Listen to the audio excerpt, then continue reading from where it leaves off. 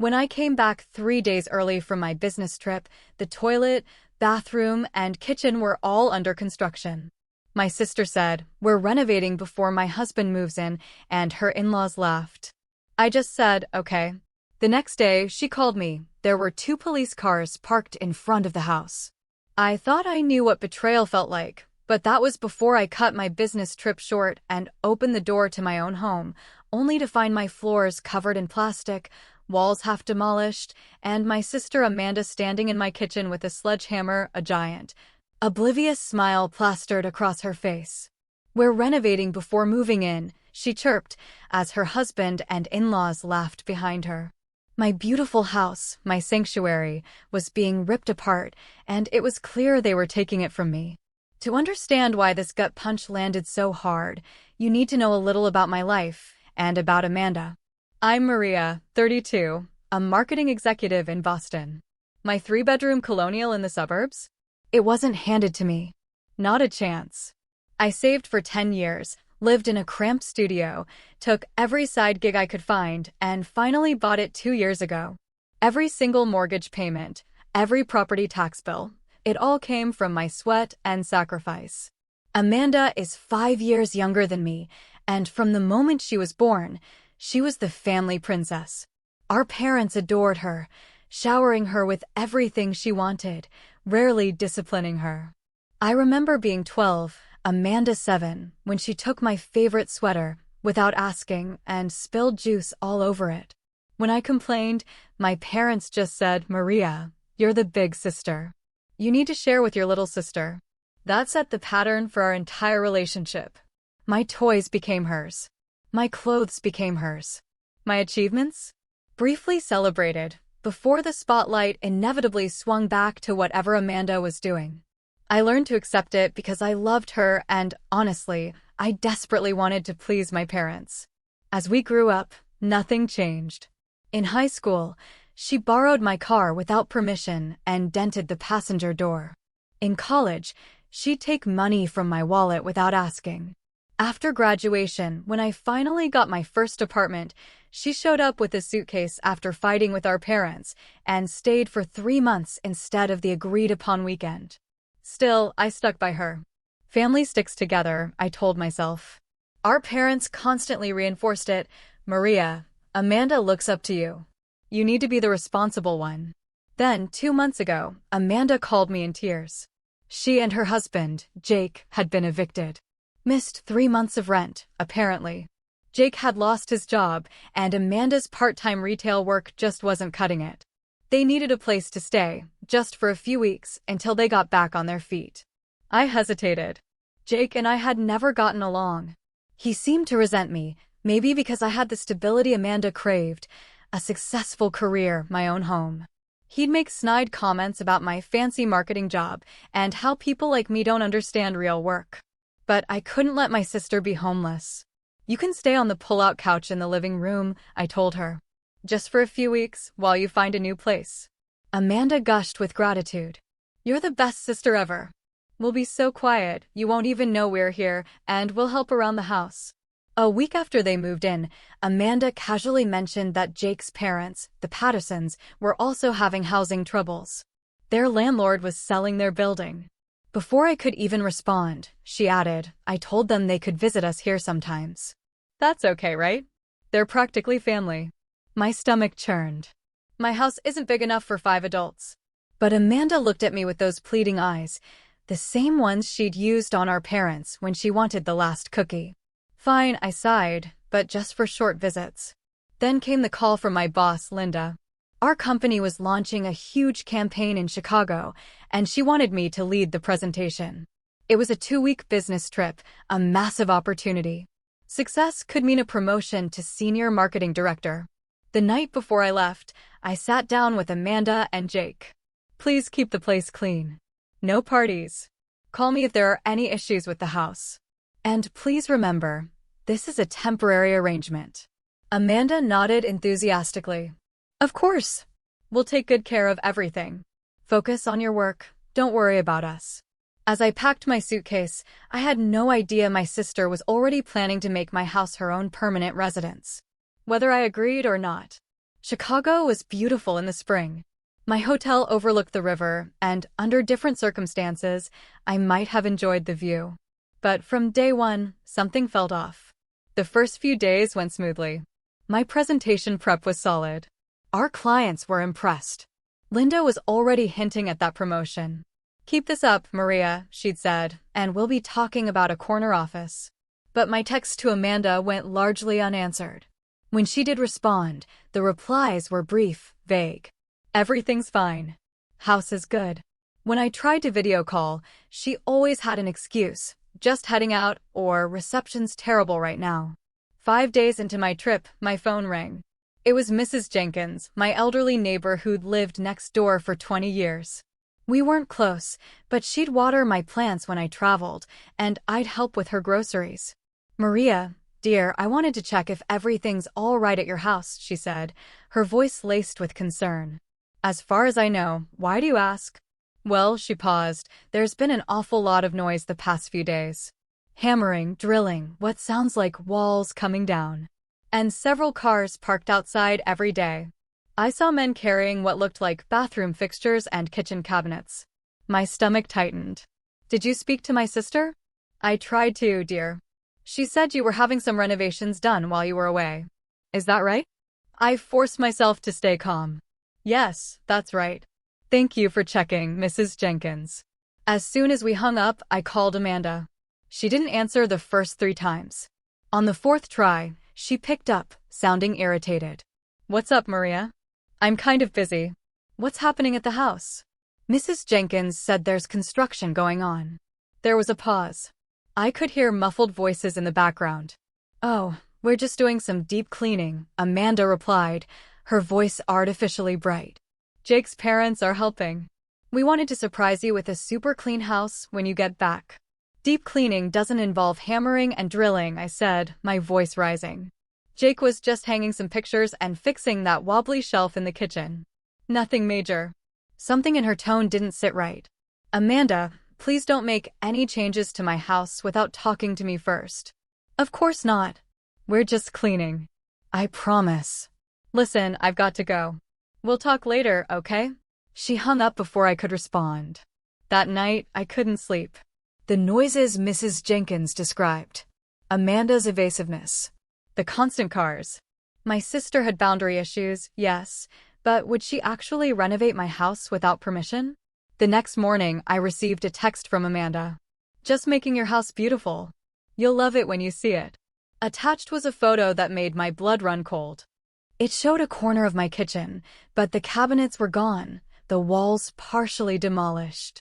Tarps covered my furniture. I immediately called Linda. "I'm so sorry, but there's an emergency at home. My sister is making unauthorized renovations to my house. I need to get back as soon as possible."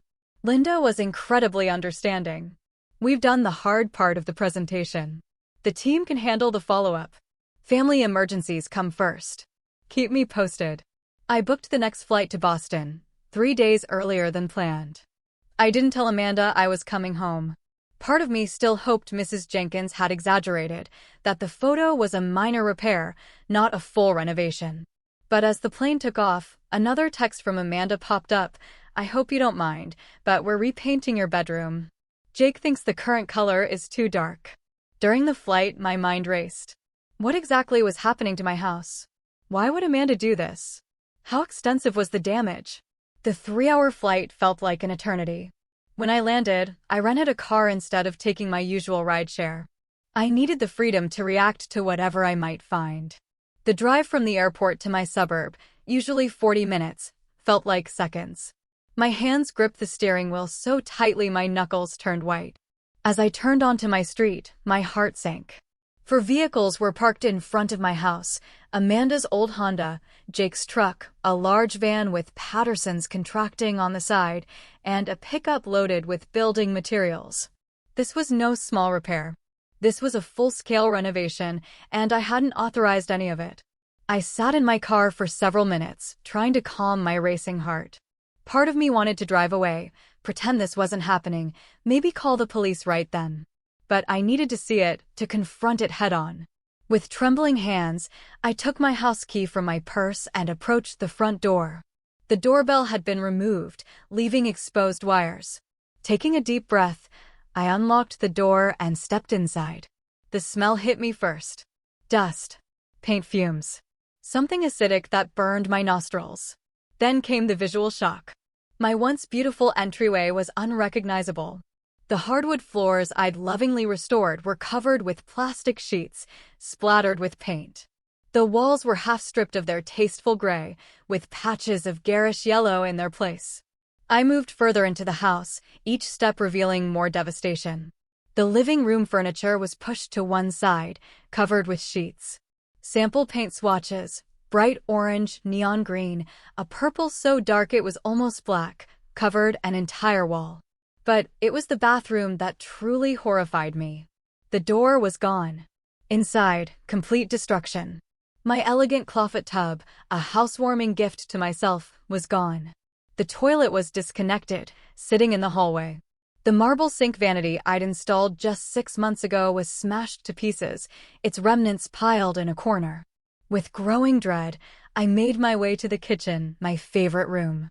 The space where I'd hosted dinner parties, perfected my grandmother's lasagna, spent peaceful Sunday mornings with coffee and crosswords, it was utterly transformed. The quartz countertops were ripped out. My custom cabinets were gone. Even the hardwood floor had been partially torn up, exposing the subfloor beneath. The stainless steel appliances I'd saved for were disconnected and pushed to the center of the room. Standing in the middle of this disaster zone was my sister Amanda, in paint-splattered overalls, holding design plans. Beside her, Jake leaned against what remained of my kitchen island, smirking. Behind them, Jake's parents, the Pattersons, were directing 2 workers who were measuring the space where my refrigerator had once stood. For a moment, no one noticed me. I stood frozen in shock, unable to comprehend the complete violation of my home. Then Amanda looked up.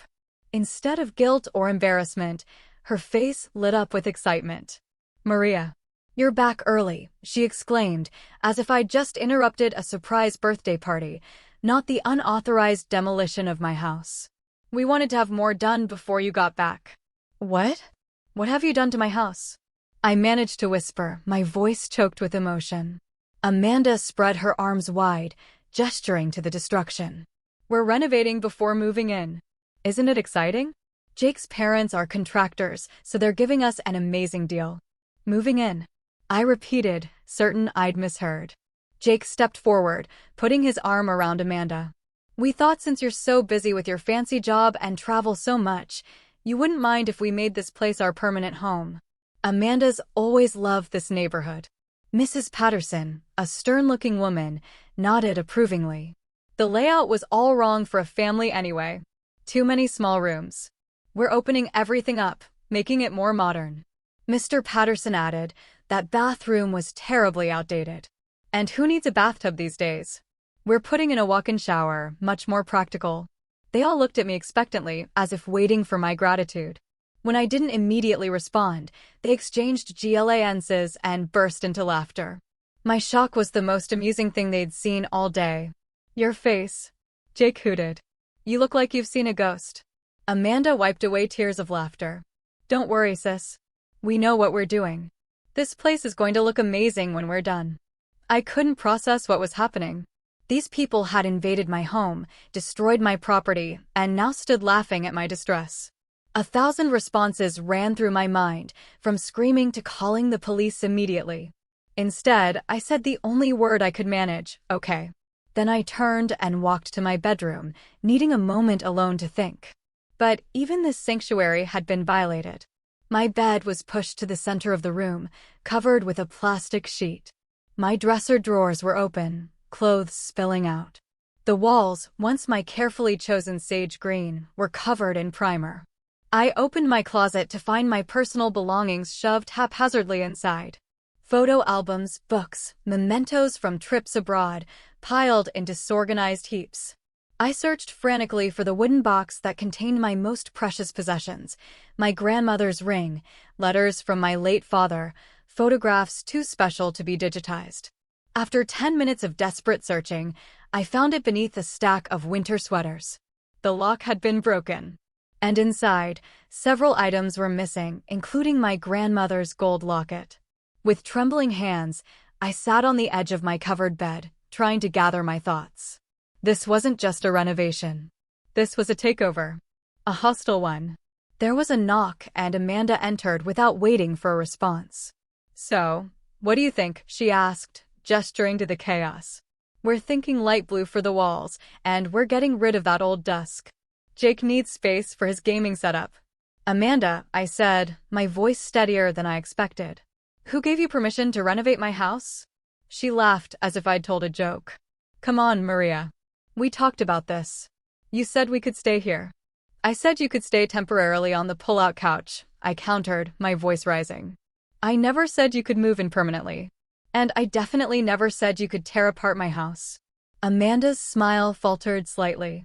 "But you're never here anyway. You're always working or traveling. It doesn't make sense for you to have this big house all to yourself when we need the space." "This is my house," I said firmly. "I paid for it. My name is on the mortgage. Period. Don't be so selfish." Amanda replied, her voice taking on the wheedling tone she used with our parents. "We're family. What's yours is mine, right? That's what Mom and Dad always said." I took a deep breath, trying to stay calm. "I need you to stop the renovations immediately. This is not your house to change." Amanda's expression hardened. "Well, it's too late for that. The bathroom's already gutted, and we've put deposits down with the contractors. Besides, Jake's parents are investing a lot of money in these improvements." "Improvements I didn't ask for or want," I pointed out. She shrugged. "You'll thank us when it's done. The house will be worth more." "And who will be living in this more valuable house?" I asked, though I already knew the answer. "All of us, of course. One big, happy family." She didn't quite meet my eyes. "Anyway, we've got to get back to work. The flooring guys are coming tomorrow to talk about the hardwood." As she turned to leave, I asked, "Where am I supposed to sleep tonight?" "My bed is covered in plastic, and the bathroom is unusable." Amanda glanced back carelessly. "Oh, we set up a cot in the basement, just temporarily, while the work is being done. Or you could get a hotel. I guess you can afford it with your big salary." With that, she left, closing the door behind her. I sat in stunned silence, trying to process not just the destruction of my home, but the complete disregard for my feelings, my property, and my rights. Something Amanda had said struck me as odd. "We talked about this," she'd claimed, "but we never had." Not once had she mentioned renovations, or moving in permanently. Was she gaslighting me, or did she genuinely believe we'd had this conversation? Either way, I needed to understand exactly what was happening and why. And I needed evidence before I decided what to do next. After composing myself, I decided to gather more information before confronting Amanda and her family again. I pretended to accept the situation, telling them I needed to run some errands after my flight. In reality, I sat in my car at the end of the street, making phone calls to my bank and insurance company to check for unusual activity. What I discovered alarmed me further. Someone had attempted to access my savings account 3 times in the past week, though thankfully my complex password had prevented them from succeeding. My insurance company informed me that someone claiming to be me had called about adding additional people to my homeowner's policy, but couldn't provide the security answers. Around 6 o'clock that evening, I watched Jake's parents leave in their van. An hour later, the contractors departed. I waited another 30 minutes before quietly returning to the house, using my key to enter through the back door that led directly to the kitchen. I could hear voices coming from the living room. Amanda, Jake, and what sounded like Jake's father, who must have returned. I crept closer, staying out of sight, and began recording on my phone. "The bathroom demo went great today," Jake was saying. "Tomorrow we tackle the master bedroom. I'm thinking we make that our room, and we can use the second bedroom for Mom and Dad." "What about Maria?" Amanda asked, though her tone suggested this was a minor concern. Jake snorted. "What about her? She's never here anyway.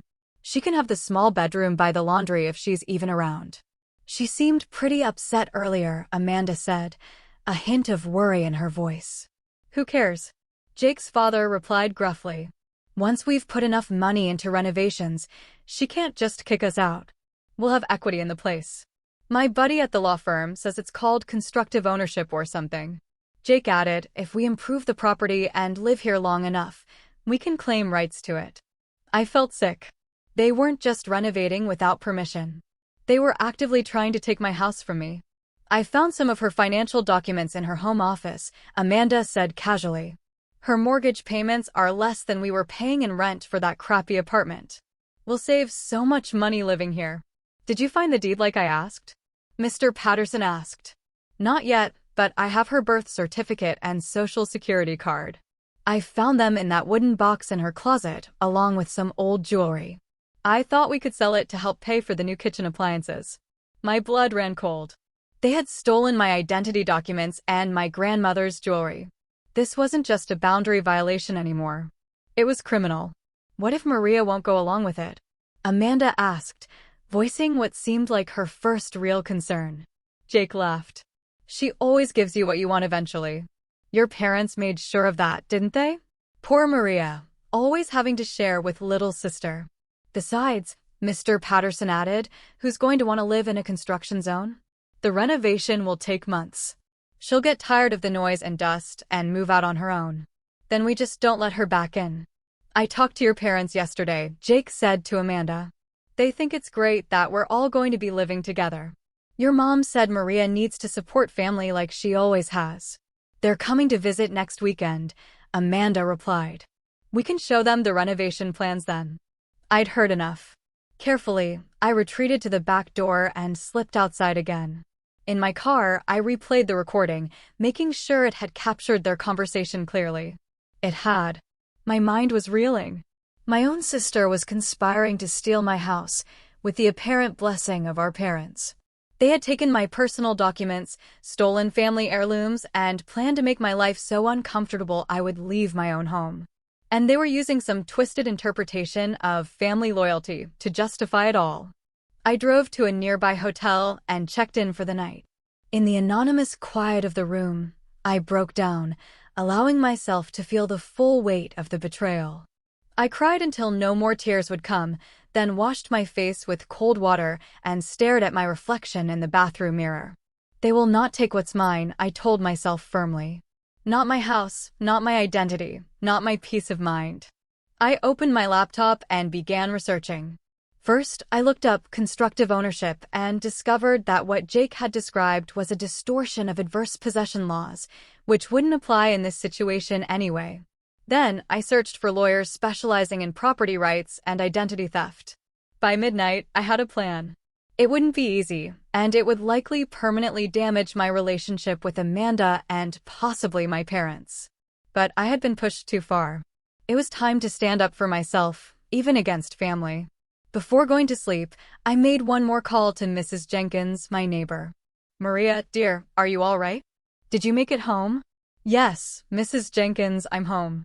I was wondering, would you be willing to make a statement about the construction you've observed at my house and possibly testify that you never heard me give permission for any renovations? There was a pause. Then, Mrs. Jenkins said firmly, absolutely. What that girl is doing to your beautiful home is a disgrace.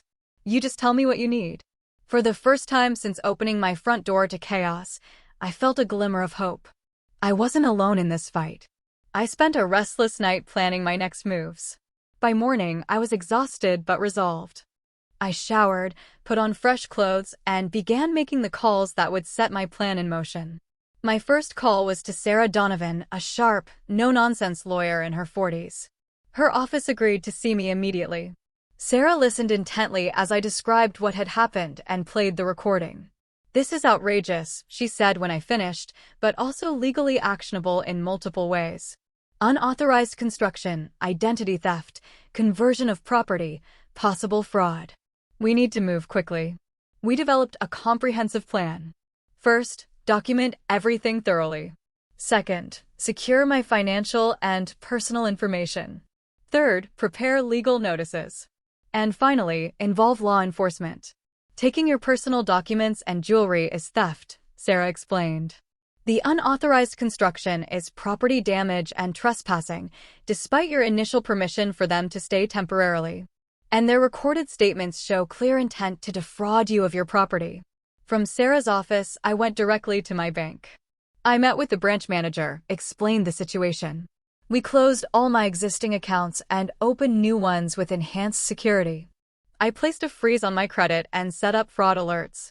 Next, I visited the local police station to file a report about the theft of my identity documents and jewelry. The officer who took my statement, Detective Rodriguez, listened sympathetically. Family situations can be the most difficult, she said. But what they're doing is clearly illegal. We'll send officers with you tomorrow morning to document the damage and recover your stolen property. Tomorrow? I asked, anxious to move more quickly. Detective Rodriguez nodded. We need to prepare the proper paperwork, and honestly, it's better to let them continue, thinking they're getting away with it, document everything they do. In the meantime, I spent the rest of the day taking care of practical matters. I found a short-term rental apartment.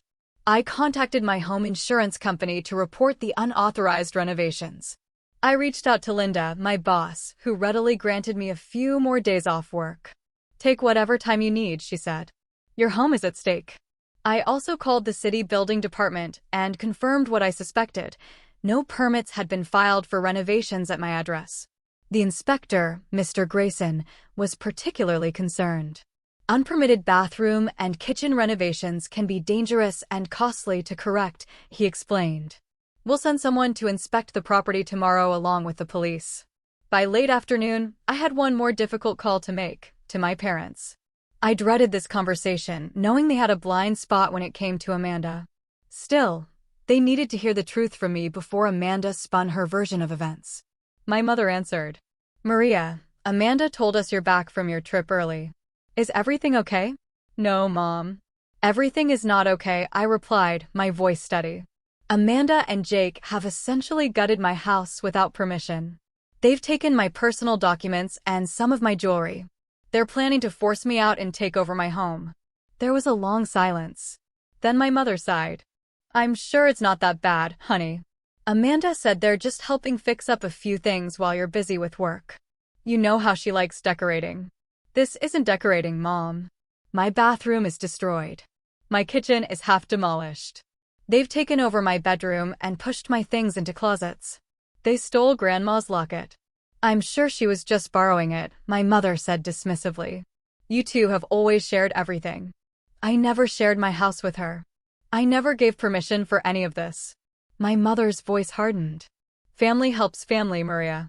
You have that big house all to yourself, and Amanda and Jake need a place to live. Can you just be generous for once? Her words stung, but they also confirmed what I'd heard in the recording. My parents were supporting Amanda's takeover. Mom, I've been generous my entire life, especially with Amanda.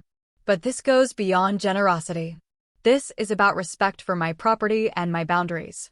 I'm going to have to take legal action if they don't leave. Legal action against your own sister? My mother sounded shocked. What would your father say?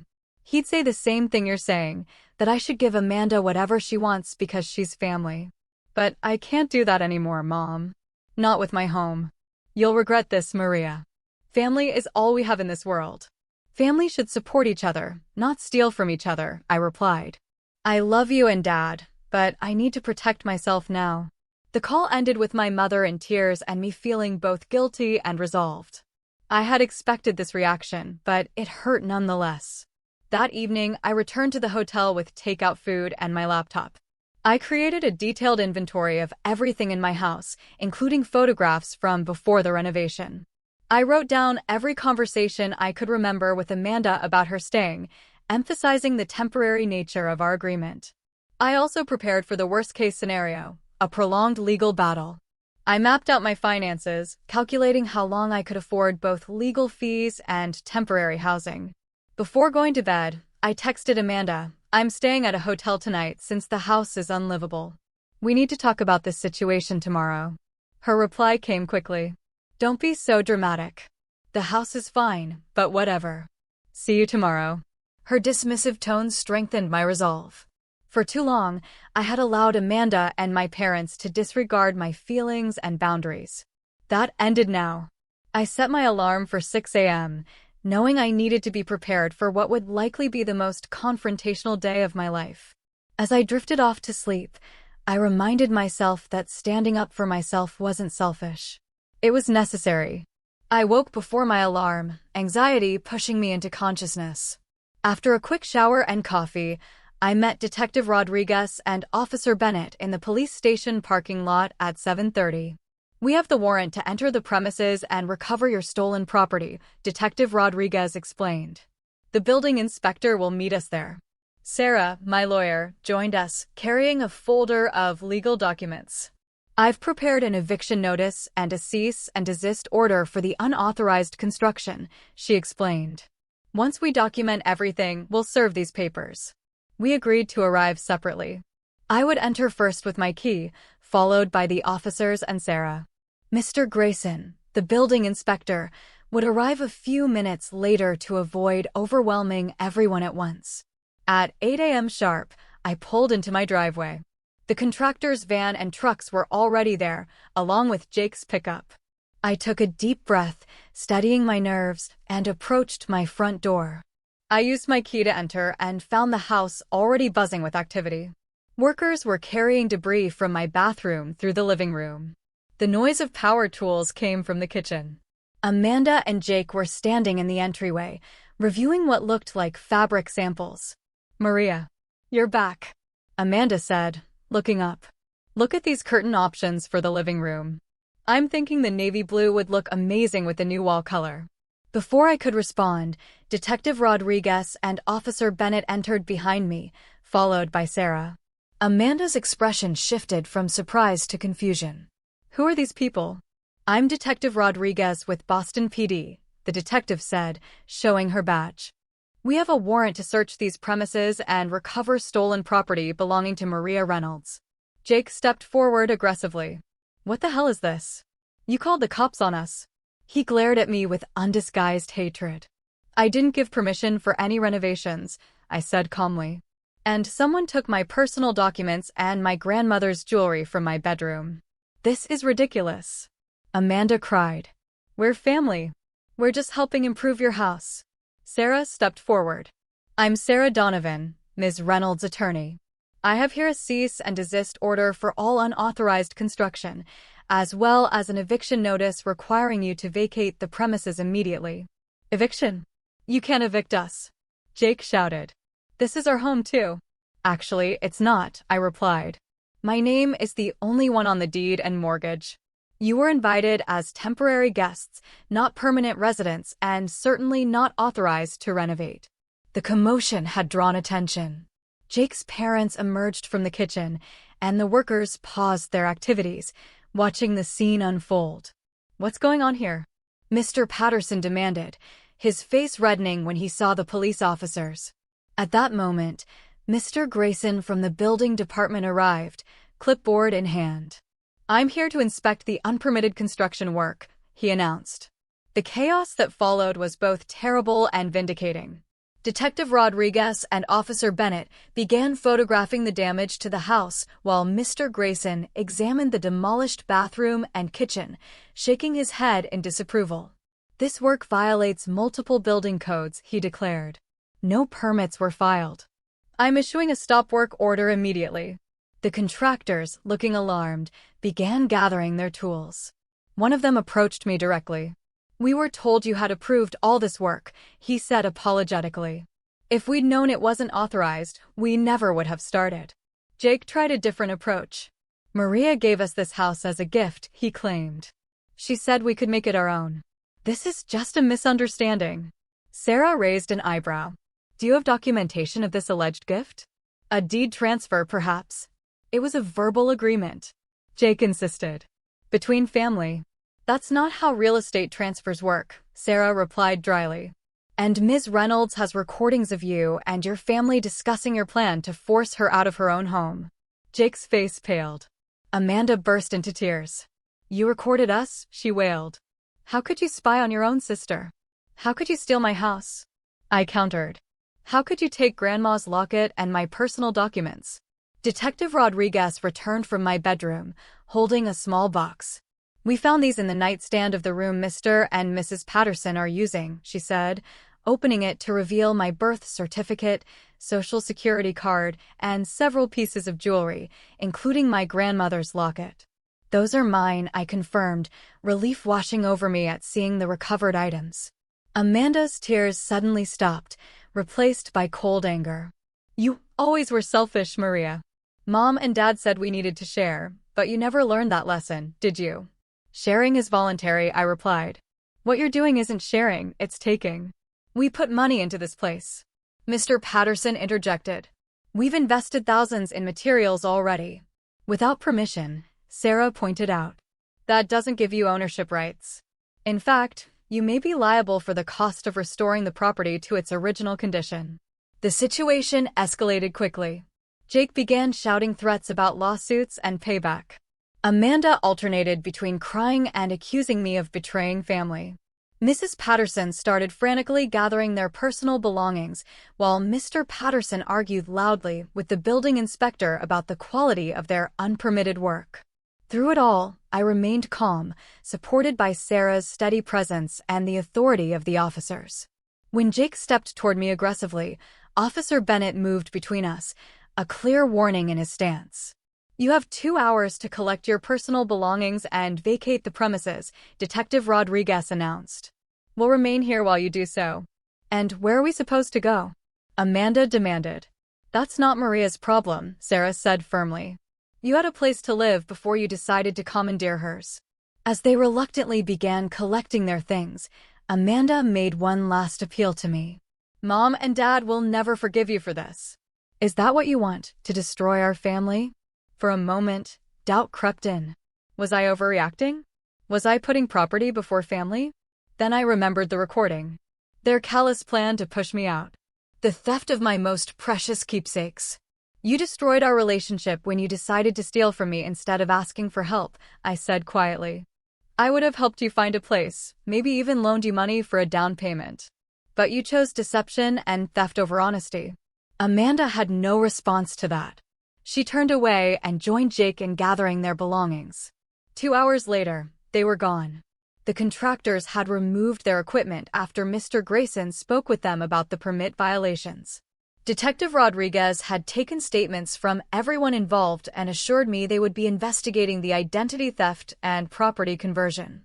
As the police car pulled away, I stood in my driveway with Sarah and surveyed my house from the outside. It looked the same as always, a modest colonial with blue shutters and a red door.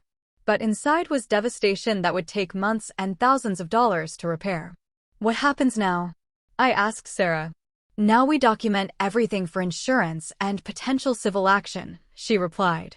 "I'll file for a restraining order to keep them from returning, and you'll need to change your locks immediately." I nodded, exhausted but relieved. The confrontation was over, but the rebuilding was just beginning, both for my house and possibly for my family relationships. As Sarah drove away, my phone rang. It was my mother.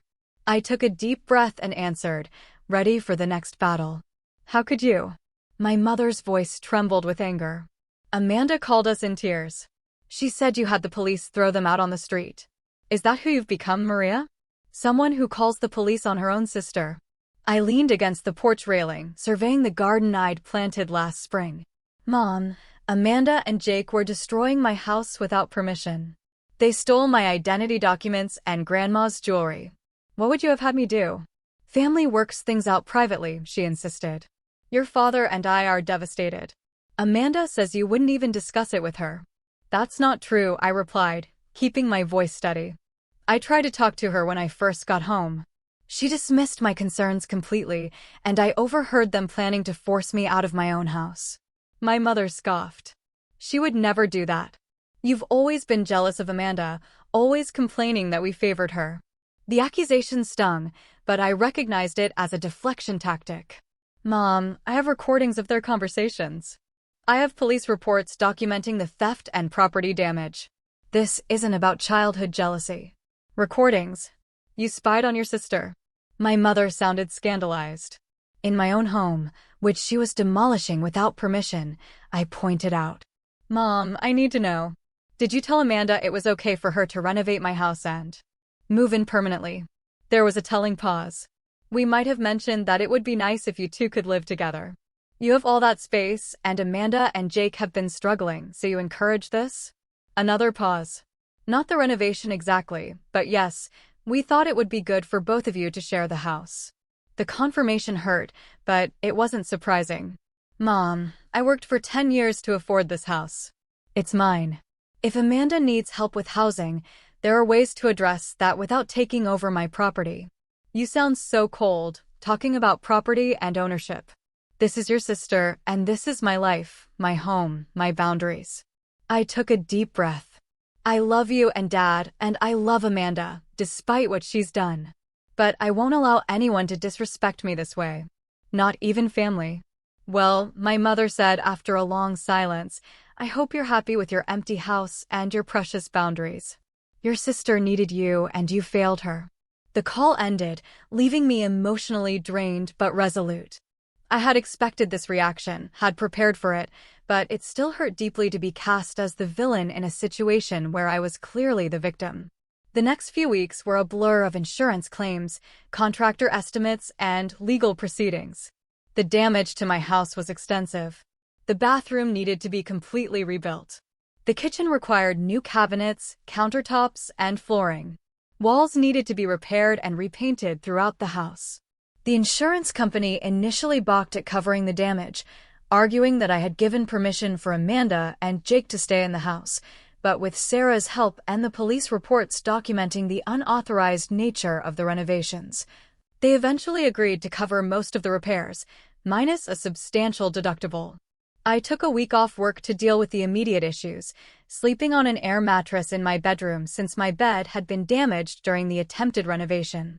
Linda and my colleagues were incredibly supportive, with several of them coming over on a Saturday to help clear debris and clean areas that weren't structurally damaged. I can't believe your sister did this, Linda said as we sorted through kitchen items. Family or not, this is criminal. The worst part is my parents taking her side, I admitted. They honestly believe I'm in the wrong for not letting her take my house. That's some serious enabling behavior, Linda observed. Have you thought about talking to someone professional about all this? It's a lot to process on your own. She was right. The next day, I found a therapist specializing in family trauma, Dr. Lily Chen. Our first session was revelatory. What you're describing is a lifetime of boundary violations, Dr. Chen said, after I recounted the history with Amanda. Your sister learned early that your boundaries didn't matter, and your parents reinforced that lesson. This house incident is just the most extreme example of a pattern that's been in place since childhood. Over the following months, as my house slowly came back together, I also began the process of rebuilding my sense of self. Dr. Chen helped me recognize the patterns that had led to this crisis and develop strategies for establishing and maintaining healthy boundaries. The legal consequences for Amanda and Jake were significant, but not severe. They were ordered to pay restitution for the damage not covered by insurance. The identity theft charges were reduced when they returned all my documents. No one served jail time, which was a relief, despite everything. For months after the confrontation, my mother called unexpectedly. Her voice sounded different, less defensive, more tentative. Your father and I visited Amanda and Jake in their new apartment yesterday, she began. Oh, I responded neutrally, having learned to protect myself emotionally in these conversations. It was eye-opening, she continued. The place is a disaster, Maria. Holes punched in walls, broken furniture, filthy conditions. And they're already 3 months behind on rent, according to the notice taped to their door. I'm sorry to hear that, I said, genuinely concerned despite everything. I think we might have been wrong about some things, my mother admitted, the words clearly difficult for her. We always saw Amanda as the one who needed more help, more support. We didn't see how she took advantage. It wasn't a full apology, but it was a start. Thank you for saying that, Mom. How's the house coming along? She asked, changing the subject slightly. It's getting there. The bathroom is finally functional again. The kitchen still needs work. Would it be all right if your father and I came to see it sometime? And maybe take you to dinner? The olive branch was small but significant. I'd like that, Mom. 2 weeks later, my parents visited. They were appropriately shocked by the remaining damage and, for the first time, didn't try to minimize or excuse Amanda's actions. Over dinner at my favorite Italian restaurant, my father reached across the table and took my hand. "We didn't protect you the way we should have," he said, his voice rough with emotion. "As parents, we failed to teach Amanda about respect and consequences, and we failed you by always expecting you to give in." "I'm sorry, Maria." Tears filled my eyes. "Thank you, Dad. That means a lot." Our relationship began to heal, slowly and with occasional setbacks, but with genuine effort on both sides. As for Amanda, she eventually reached out 6 months after the incident. We met at a neutral coffee shop, both of us nervous and guarded. "I've been in therapy," she said after we'd settled with our drinks. "Turns out I have some issues with entitlement and boundaries." I nodded, waiting for her to continue. "What I did to your house was wrong," she acknowledged. "At the time, I genuinely believed I was entitled to it." "That's messed up." "I know that now." "It is," I agreed, "but I appreciate you saying it." "Jake and I split up," she added. "He wanted to sue you for the renovation costs." When I said that was crazy, he got really angry. That's when I finally saw what everyone else had been seeing.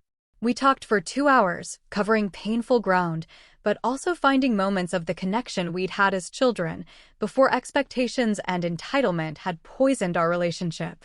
I didn't invite Amanda back to stay with me, and she didn't ask.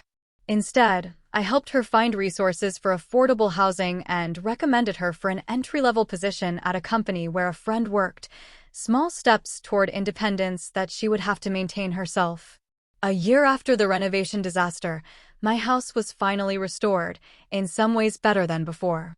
I'd taken the opportunity to make updates I'd been planning anyway, choosing every fixture and finish myself.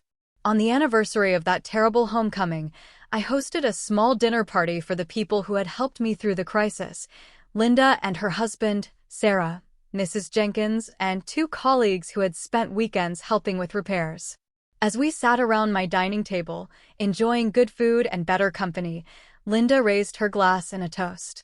To Maria, who learned that sometimes the strongest thing you can say is no, and that the hardest boundaries to set are often the most important ones. Everyone clinked glasses, and a warmth filled me that had nothing to do with the wine. I had lost some things this past year: the blind trust in my sister, the unquestioning support of my parents, the naive belief that family would never truly hurt me. But I had gained something far more valuable: the knowledge that I was strong enough to stand up for myself, even against those I loved. That setting boundaries wasn't selfish, but necessary for healthy relationships. That sometimes the most loving thing you can do for someone is to stop enabling their destructive behavior. As my guests chatted and laughed around me, I realized that I had created a different kind of family here. One built on mutual respect, clear boundaries, and genuine care. The kind of family I deserved all along. Have you ever had to set difficult boundaries with people you love? Sometimes the hardest lesson is learning that true love includes respect for each other's space and property. If this story resonated with you, please give it a like and subscribe to hear more stories about finding strength in difficult family situations. Share this with someone who might need encouragement to stand up for themselves, even when it's uncomfortable. And leave a comment telling me about a time when you had to choose between peace and self-respect. Thank you for listening to my story. And remember that setting boundaries isn't selfish. It's how we teach others to treat us with the respect we deserve.